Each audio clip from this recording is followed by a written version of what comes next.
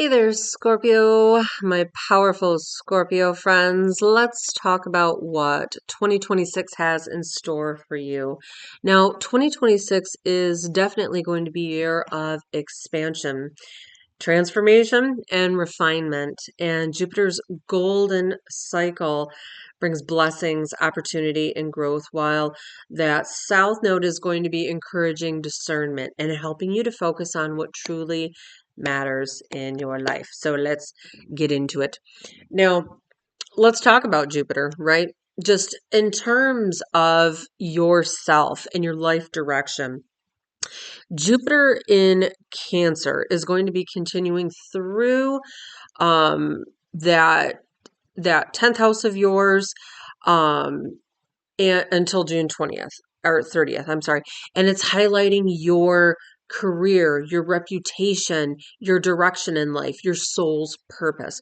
So this is a once every 12-year cycle to have the planet of luck and opportunity and expansion going through that house of soul's purpose. So this is vital, vital, vital, vital for you to say yes to opportunities that align with your mission and your purpose. But be selective, right? Less is sometimes more. And Jupiter has a way of bringing a lot of things through at once. So just listen to what your intuition is telling you. Now, at this same time frame, we also have the eclipses happening in that 10th house and that 4th house. Now, what does that mean? Now, eclipses in astrology are where new beginnings are trying to come in. They work in 10-year intervals. So they show us where things aren't working necessarily, what needs to be done, what adjustments need to be made in order for the new beginnings to come in. So it's been 10 years since we've had this purging and renewal energy happening in the house of life purpose and direction and career. And down here, the 4th house of home and family, um, and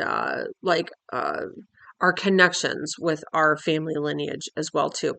So we have in these areas where especially the new moon eclipse that happens August 13th that really highlight a cosmic checkpoint, I guess you could call it of sorts, to assess which paths and opportunities align with your deeper purpose.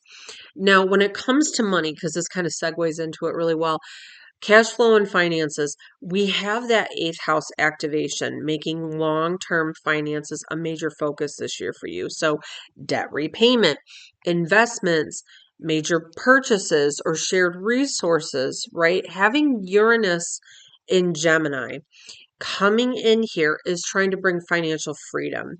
It invites radical shifts on how you handle money. Think of innovative financial tools, different types of investments, like maybe crypto, because think Uranus does things differently. And Uranus has been going through and completely transforming our financial system and how we're going to be dealing with money and how money works out there. Uranus takes 80 years to go around the sun, where we take 365 days. So the last time Uranus did a major change on our financial system was around the time we got off the gold standard back at the time of the Great Depression. Now it's coming back around again saying the old financial system doesn't work anymore to sustain the new digital way that we have. So you are thinking also in terms of that as well too. Now I'm not here to be a financial advisor by any means, but I am saying that there is change and there is shift. And if you are looking to step into financial freedom, some key money periods for you are going to be as Mercury goes through Gemini, May 17th to June 1st. So research and paperwork, contracts, double checking those things is huge. Mars going through the summer as well is a great time to start making some actual steps of moving forward, being proactive with some financial action. Some breakthroughs on July 4th are probably going to be coming through as well. May 20th, June 30th, July 5th through the 20th. Those time frames as well are also going to be good for investments. There might be opportunities that pop up in those times, but keep in mind this is a 7-year trend as Uranus moves through this house of old debts that no longer work. And so it's not like everything, I don't know. That's hard to say. With Uranus, you never know what to expect. It makes its biggest impact when it enters a house and when it leaves a house. So you may be seeing some major shifts that come to the forefront now that you need to act on in those time frames that I said. And then as it transits through over the next 7 years, you will really find that how what you invest in now will really truly bring the financial freedom that you're looking for. Now, in terms of home and family, let's look at that because we talked a lot about that, right? Uh, we have all those fast moving planets starting out the year, really shining a light on these areas. And a solar eclipse is going to be happening as well in February. When is that? Let me get the exact date for you. February 17th, really highlighting how home and family and the dynamic and the balance between both of them comes to light for you. It's really highlighting your domestic life and your home life. Now, Pluto in Aquarius, as it moves through that house of home and family, it's really encouraging overhauling the foundations of home and family. So renovations, family dynamics, or I think just in general, restructuring how family works, how the family dynamic works, old outdated family systems, old outdated family belief systems that don't work for you. You're ready to let them go. That's what Pluto wants us to do. It wants us to release these things. But also Pluto, because it is the planet of complete transformation, it's your ruling planet.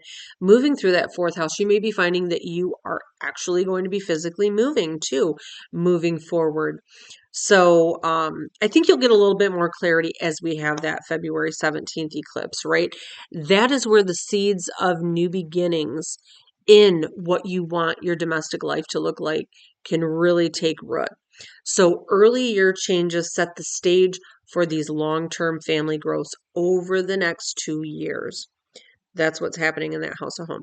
Now, when it comes to relationship, love, marriage, partnership, Uranus and Taurus winds down in April, finalizing lessons about what is true and authentic to relationships, how you are in relationships, and how relationships work for you. It's been 7 years of really learning what you want in relationships, what ones are actually fitting for you, and what you need to let go of and move towards. Right? I know that makes sense.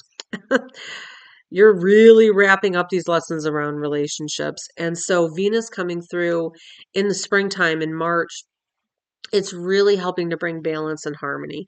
But it's also highlighting attraction and connection and fun and and so if you're looking for somebody new, this is a great time to really get out there. And especially with Mars going through in May, that gives you that confidence and the courage to get out there and make these connections if you are looking for somebody new. But if Uranus has been bringing to your attention over the past several years that the person you're with hasn't necessarily, they don't fit who you are now. Maybe they fit who you were 20 years ago, but they don't fit who you are now.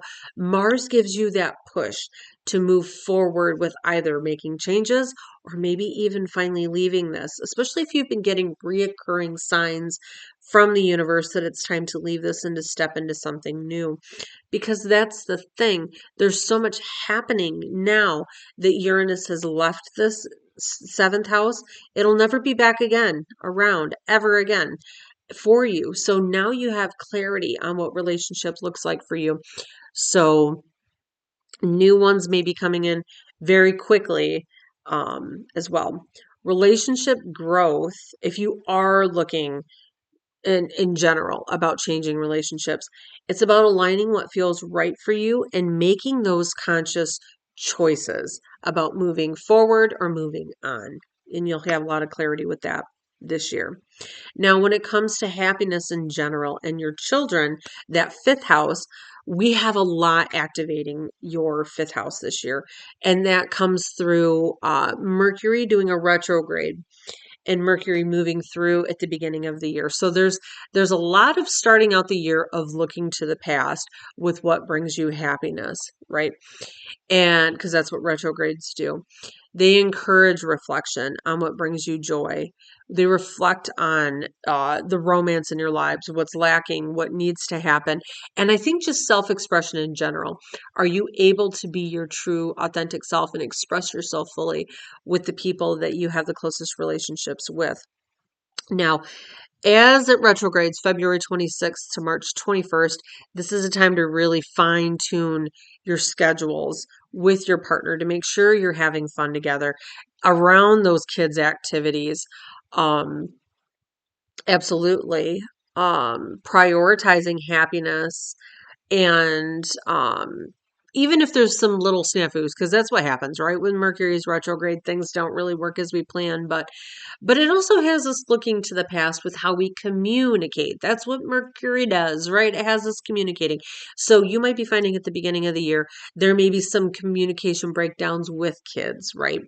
And that's okay because it's having you look at that dynamic of maybe how you're communicating is the way that your family dynamic communicated. And this gives you the opportunity to change it as Pluto, remember we talked about that before, can radically transform the way that these systems work. You don't want to carry those outdated family ways of communicating with your kids. You can completely change that moving forward. And that Mercury retrograde may having you do that. Or maybe it has you recognizing how your child communicates like the family system did and what you need to do to communicate them to change that so it can change, right? Okay.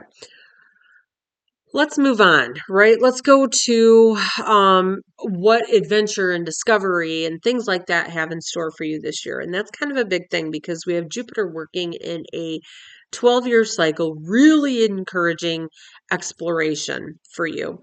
Now, it has already been doing that over the past year. Jupiter works in 12-year cycles, so you may have been traveling more for work or traveling more in general last year, exploring new things, and it's going to continue to keep that momentum going through June 30th. Because remember, we talked about you're really starting to recognize and step into your soul's purpose and your soul mission. And in order to get there, you got to be lit up and you've got to explore and you got to try new things. And that's what this past year has been about. And it's going to continue to do that as Jupiter goes through until June 30th. So traveling, learning, spirituality, broadening your perspectives, it's all coming to light. And we also have a Mercury retrograde hitting there. So if you are traveling, that might mean there's some travel delays, whatever. It's okay. Little quick ones. That's what Mercury retrograde does. But it also has you looking to the past to the past for your philosophical beliefs, your belief systems in general, your religious beliefs, your pursuits in general, how much you're dreaming and how much you want to grow. They really come to light. And you also find that this year you have more fire under you to really get moving forward, whether that's taking more classes, going back to school, just your personal growth in general. You have a lot of fire under you to make that happen. Now, when it comes to um, friend groups, organizations that you belong to, the communities that surround you, we have a lot of realization that's also been happening in the past year for you as well, because the eclipses were happening there. Now, the eclipses this year are working on life purpose and home and family. The past couple of years, they've been working on the dynamic of your friends and then over here with the kids, fifth house, 11th house. So that March 3rd full moon eclipse that's going to be happening, it brings all that to light. Who do you need to leave in the past, right? It's quality over quantity in friendships. And you may find that you're ready to really refine those social circles. You're looking for communities and friendships that are ready to grow with you, not keep you stuck in the version of yourself from the past. We don't need any of that, right? And so there may be some things coming up as well too, since Mars is popping up here where it hasn't been for 2 years to really step into some leadership roles. So whether that's at work, whether that's in, like an organization that you belong in, an online community, you have that ability to take on more of a leadership role. And that's okay, right? Step into that, especially towards the end of the year. I'm looking more into the fall where these opportunities may appear, because that's growing you into these networks where they can help kind of network you with people that really help with that soul's mission purpose. Because these eclipses are happening this year and next year of really stepping into it. So Mars kind of blasts all those old things that are in the way, getting in the way for you to be able to make these connections that help you grow. Now, when it comes to just, I think, reflection, going within, taking some time for yourself. Venus in your 12th house this year is going to emphasize some recharging and reflection in the summer and summer going into early fall. So you may find that you want to take some breaks, reduce some of the obligations that you have, and really tune into what your inner self is telling you. As we have Venus retrograding, it has you looking to the past for how the scales are balanced. Where are you putting too much into daily life and work and not really taking that time to rest and recharge for yourself? Have you been finding over the past year, especially if you've had to travel a lot and be on the move for work, have you been saying, I am so exhausted, I am bone tired and I can't get over it? This Venus retrograde happening here is a perfect time for you at the end of the year to really go within, kind of put the brakes on any social activities that you got going on.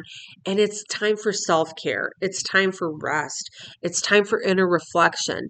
It's time for looking to the past on how the scales have not been balanced. Where am I investing too much of my energy here and not investing too much energy into giving myself that rest that I need? And that's going to be huge for you moving forward, right? Because if you're stepping into your purpose, you need this time to rest. You need this time to refine that balance between the solitude that your body craves and the responsibilities that are on you that you have to do. Yes, that's a big one there too. So I think in general, right? Some other things that are very important to look at are the new moons and the full moons for each of us, right? Or not each of us, but for our signs as we move into the new year. Now, the new moons are when we can set our intentions. The Scorpio new moon is going to be the best moon for you to plant your seeds of manifestation. And then we find that they come to light at that 6-month cycle when we have the full moon. So we plant our intentions and our manifestations of the new moon. They come to light and they come to fruition at the full moon. So for you, those are the new moon is on November 9th.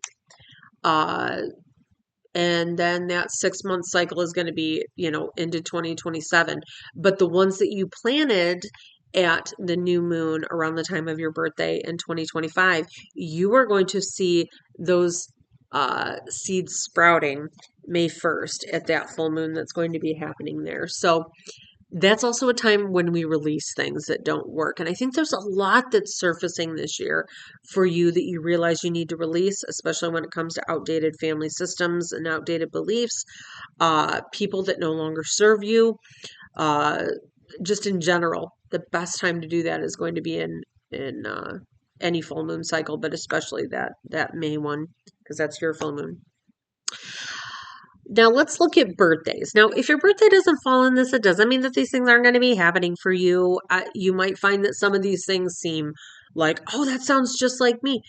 Listen to what your intuition is telling you. If you want to know how this year impacts your chart specifically, I have a link below where you can get a reading with me and we can go over your chart in absolute detail to see how this year affects you. But in general, certain birthdays, if your birthday falls between October 26th and October 29th, Pluto is going to be out there squaring your sun. Now, Pluto is your ruling planet as a Scorpio. And when it makes a tough aspect, like a square to your sun, there's a lot of things that are beckoning you to be released. released. There is a lot that has to be surrendered and released. So it's definitely going to be a transformative year for you, releasing those old habits and the old things that are outdated that don't work with you. Now, October 23rd to November 20th, Jupiter out there is also going to be making a kind of tough square against your sun. It's saying, where do we need to grow and what needs to be let go of in order for you to move forward? But regardless, Jupiter's a beneficial planet. So blessings, growth, pushing beyond your comfort zones are going to be the theme of the year, because when you do, miracles can happen. Now, November 22nd, just November 22nd.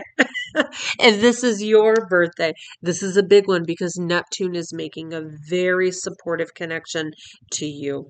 It's supporting your creative endeavors. It's supporting your spiritual growth and just any kind of pursuits that you have in general with growing yourself and putting yourself out there into the world, right? So just embrace the flow that this year has to bring. Let the old, outdated self dissolve away. There may be aspects of yourself that you're not super proud of from a long time ago. And that's okay, because that was the oldest version of you that was working through traumas, that was working through old karmic systems that you have brought in, and you're leaving it in the past. Now it's time to step into the phoenix that has risen from those ashes. And that's a big thing as Neptune works with your sun. So I think in general, everybody, right, that kind of covers everything.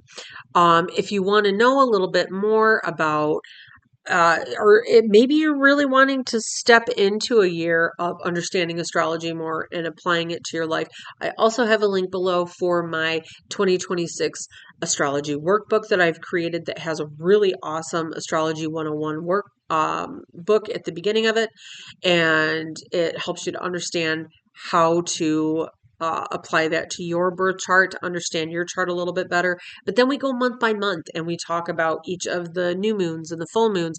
There's journal prompts. There's things that you can do to really bring the power of astrology into your life. And it's great. But anyway, so Scorpio, just in general, right? 2026 year is a year of growth. It's a year of transformation, and it's a year of refinement. Focus on your purpose. Embrace new financial opportunities. Embrace those new relationship changes and opportunities. And remember that rest and recharging and refining your inner life is going to be key for you to step into this newest version of yourself. So everybody, thank you so much for watching. Be sure to watch your moon sign and your ascendant sign as well to get a full picture. Thank you so much. We'll see you next time.